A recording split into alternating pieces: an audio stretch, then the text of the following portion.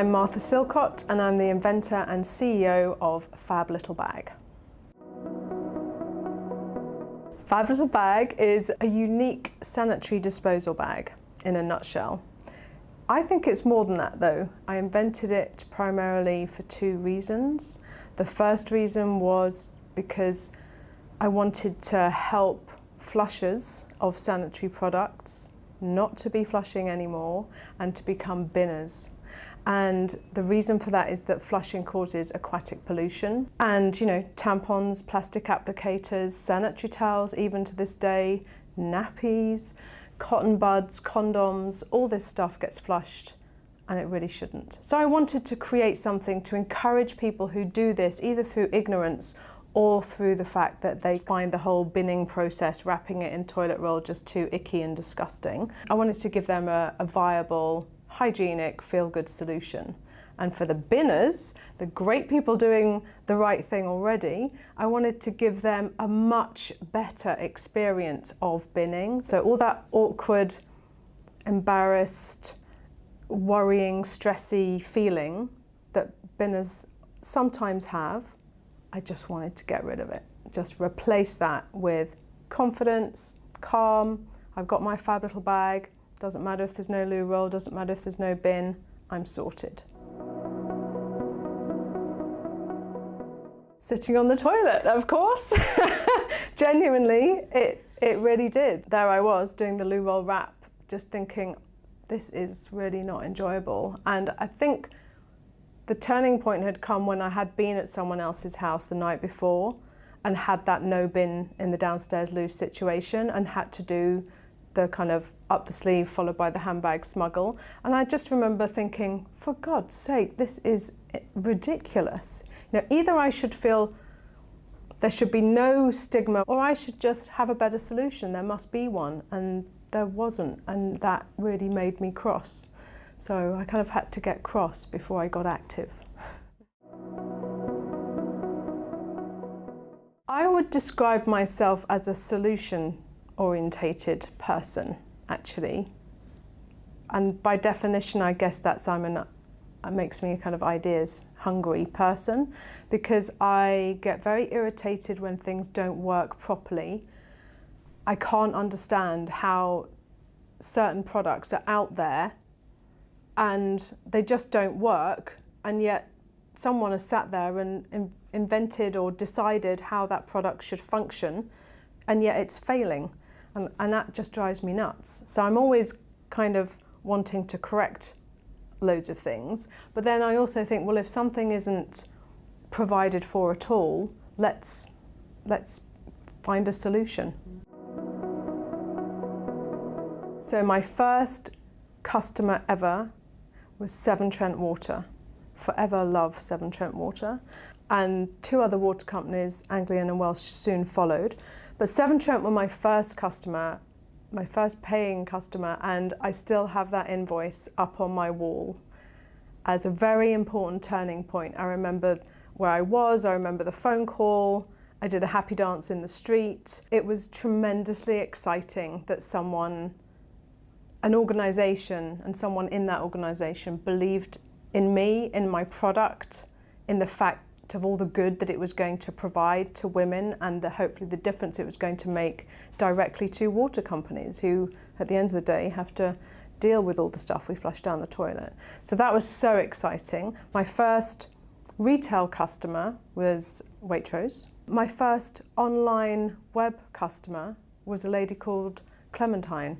And I don't know who she is, but she lives in Brighton. So Clementine, if you're watching, we love you. Yeah, I hope she's still fabbing away. I went around the country and I went to about 9 different plastics manufacturers to say, here's my very simple, straightforward little bag, could you make it for me? And they all said, no, we can't do it. It's too small. The loops go back on themselves, it's difficult to manufacture, it's difficult to adhere them on the other side, blah, blah, blah, blah, blah. And one said, well, we could, but the tooling would be about 100 grand. which completely blew me away. Off I went to more meetings, and this was more investment focused to try and raise money. And but this was kind of 2008, really bad time, the crash, and no one was really that interested in raising money.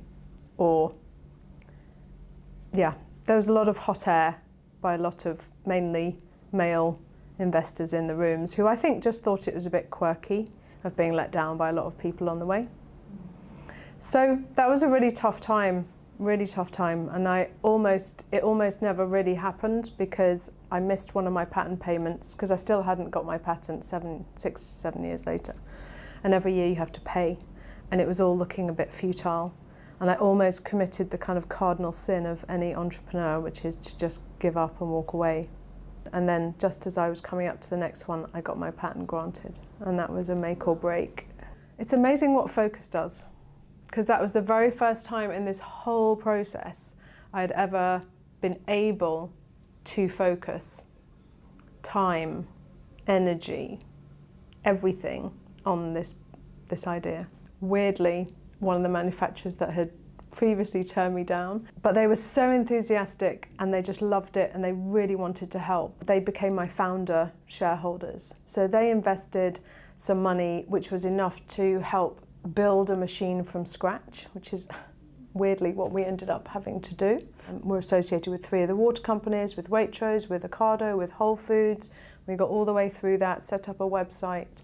But I needed more than me. I needed people to share this ridiculous load. I managed to convince my old boss from a previous job, who is also a friend, to be that amazing number 2. And she came in, and that was such a huge change for me. Together we went out and we raised money, not just like that. So I actually ended up using my network and contacting people I like, that I've either worked for or knew me really well, and said, look, this is what I'm doing, this is what I want to do, this is how much money I want to raise, are you in?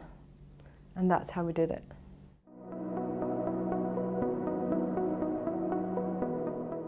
Increasing awareness of the issues around the pollution caused by flushing. Teenagers, they tend to feel quite embarrassed around periods, but it's just anxiousness around it generally. And to be fair, in all our research and conversations, and we've had thousands, that goes across the age brackets. It's not like, oh, 14-year-olds are anxious and by the time you get to my age, you're fine.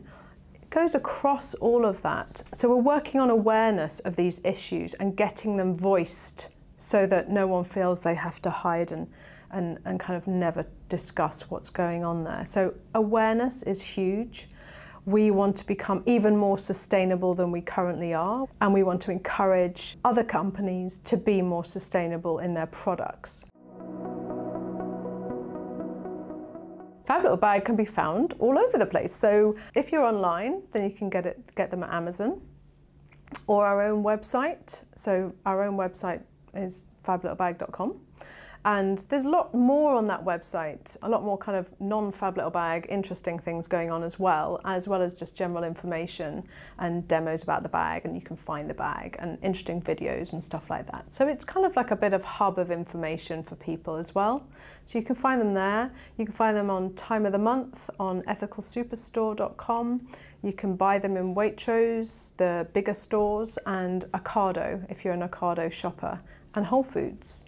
And various little places, but they're kind of, now I feel like they're kind of out and about in enough places for people to easily find them, easily rebuy them. We do subscription service, so if you just think, oh, I can't be bothered to keep adding them to my shopping, you can just sign up for a subscription. They'll just pop through the post every month, so that works for a lot of people.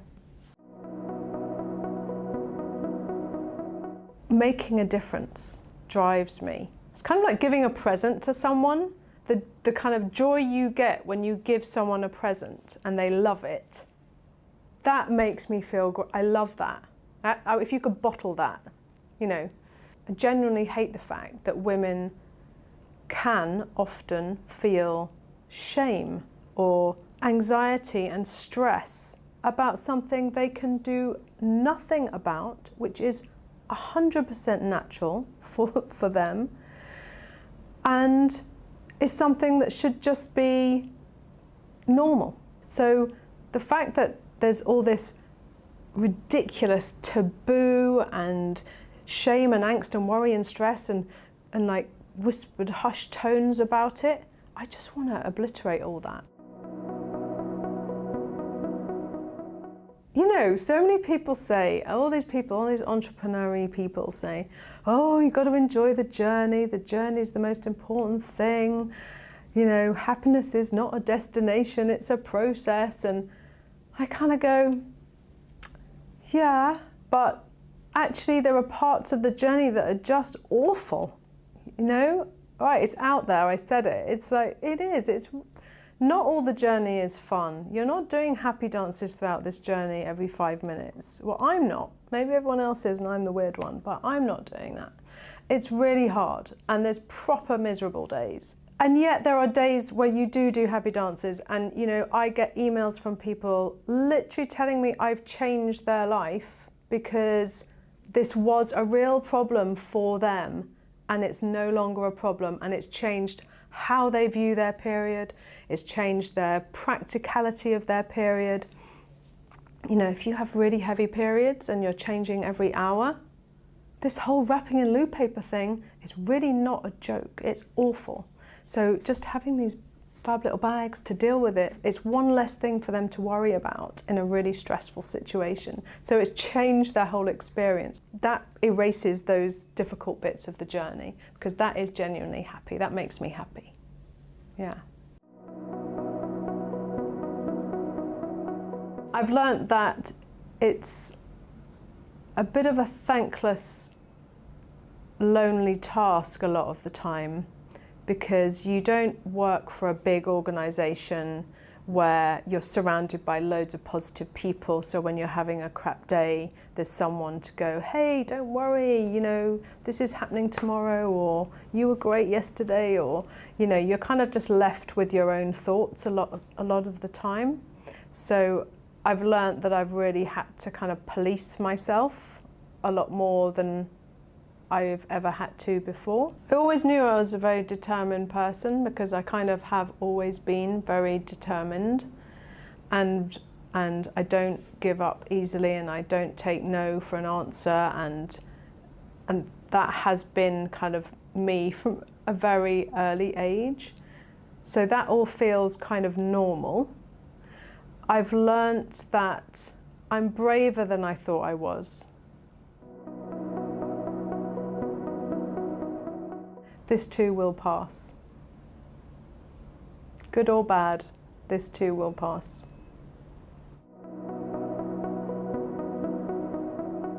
In this environment, definitely, I'm afraid of letting people down.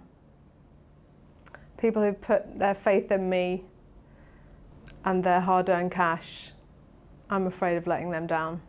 I want people to feel proud that they invested in me and not disappointed.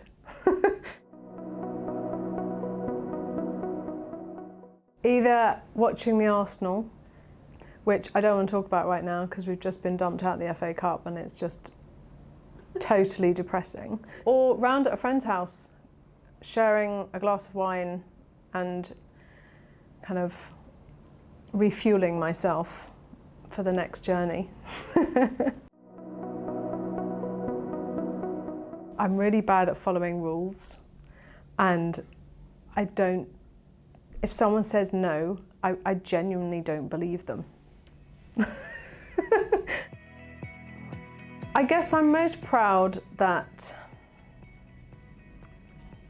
my invention, something that came out of my head and became a reality, impacts people's lives positively. I'm really proud of that. I wish that all you flushers out there realise how fabulous binning is. Whether you use FabLittleBag or not, I would love you to become binners. And I'm going to do everything in my power to make that happen, and all you flushers become binners, And all you binners feel fabulous when you're binning. No stress, it's not allowed.